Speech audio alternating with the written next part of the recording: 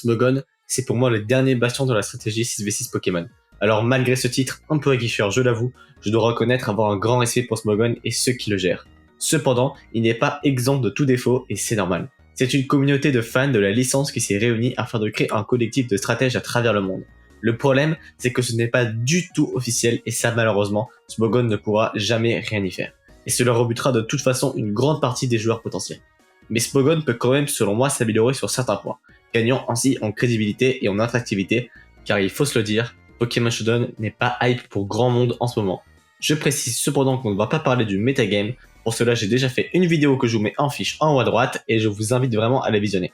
Nous allons donc voir dans cette vidéo 5 points que pourrait améliorer Smogon en partant du moins important au plus important, c'est parti.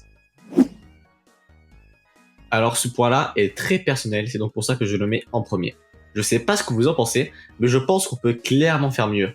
Rien que sur l'interface d'arrivée, plus de la moitié de l'écran est utilisé pour ce que la majorité des joueurs n'utilisent pas, c'est-à-dire les salles, en plus d'avoir à se taper des pubs pour des hentai chelous ou une belle-mère en chaleur cache un terrible secret derrière sa collection de fruits. Si je vous jure ça m'est vraiment arrivé. Une fois dans l'interface de création de team, qui est bien fait pour le coup, je trouve le tout un peu fade et monochrome, c'est un peu dommage.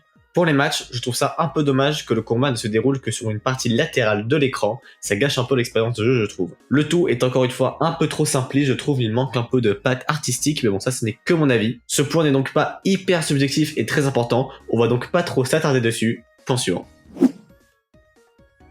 Je pense que la majorité d'entre vous le sait, mais le système de ranking sur Pokémon Shodown marche de cette façon. Vous commencez avec 1000 points et vous ne pouvez pas descendre en dessous. Lorsque vous gagnez un match, vous gagnez en général entre 15 et 30 points. Et si vous le perdez, vous perdez environ une quinzaine de points. Et c'est tout, c'est aussi simple que cela. Selon moi, cela n'incite pas du tout les joueurs à tryhard le jeu, car il n'y a aucune récompense à la clé. Il y a bien un top 500 que vous regardez en temps réel, mais bon c'est quand même très peu. Pour moi, le jeu devrait rendre le fait de monter dans le ladder bien plus intéressant.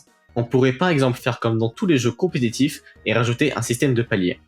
Je prends comme exemple League of Legends car c'est un jeu auquel je joue beaucoup, mais on pourrait transformer le palier entre 1000 et 1200 points en palier bronze, celui de 1200 à 1400 en palier argent, et etc. Avec même pourquoi pas un système de BO3 pour passer au palier supérieur. On pourrait alors se vanter d'être or ou platine sur Pokémon, plutôt qu'annoncer qu'on a 1500 points, ce qui ne veut pas dire grand chose. On pourrait même, pourquoi pas, récompenser les joueurs qui ont monté un certain palier en leur offrant des skins de personnages par exemple, ce qui pourrait encore plus les inciter à tryhard. C'est selon moi le plus gros point faible de Pokémon Shodown. Tenez, petite expérience. Comment avez-vous connu Pokémon Shodown? Je vous parie que l'écrasante majorité d'entre vous va me répondre par YouTuber. Et c'est le problème, il n'y a que qui font vivre et connaître la plateforme et attirent un nouveau public. En France, on a bien sûr Fildrong et Redemption qui font vivre la scène Shodown, mais à part eux, pas grand monde ne la fait vivre. Selon moi, Smogon manque de communication. Déjà, de par sa nature non officielle et le fait que la licence ne leur appartient pas du tout, ils ne peuvent pas faire de pub. Et je pense aussi que ce n'est pas forcément leur objectif, car ils n'ont pas de but lucratif. Mais le problème est donc que seuls les joueurs vraiment passionnés peuvent avoir vent de la plateforme, ce qui fait que la communauté Smogon est relativement petite comparément à ce qu'elle pourrait être. Pour moi, un autre grand problème, c'est aussi l'absence de compte officiel. Smogon possède seulement un Twitter, ce qui est déjà bien, mais s'ils avaient une chaîne YouTube qui poste du contenu régulier et même un Instagram, ce serait déjà beaucoup mieux. Alors ce point sera très rapide, car simple à expliquer, tout est en anglais.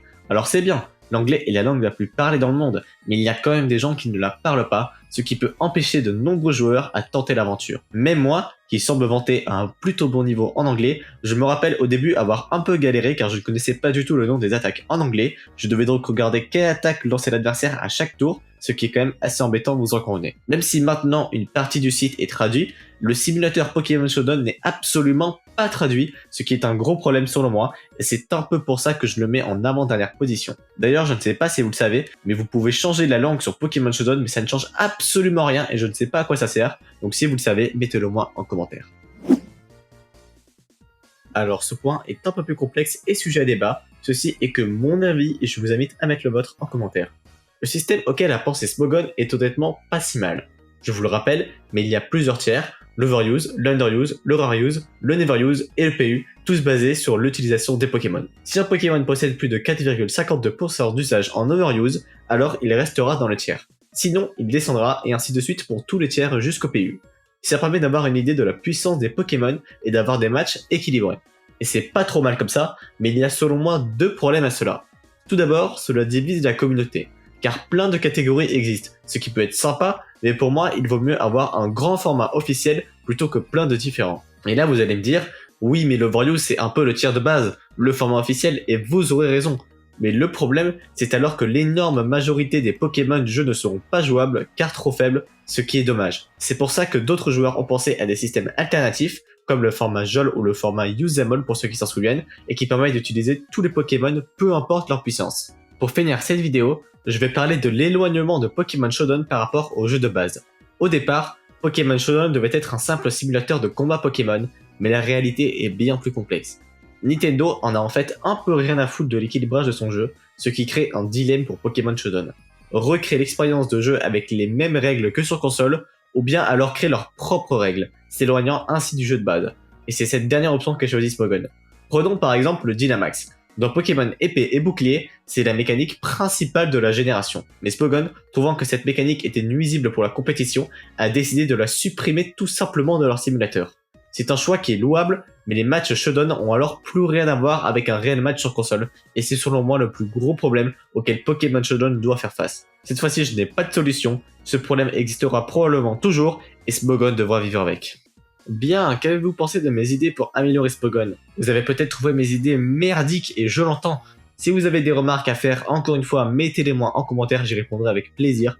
La semaine prochaine sera la dernière vidéo avant que je prenne des vacances, alors je vous invite vraiment à la regarder quand elle sortira, si vous voulez en savoir plus. D'ici là, moi je vous dis à la prochaine, bisous les Scraggy.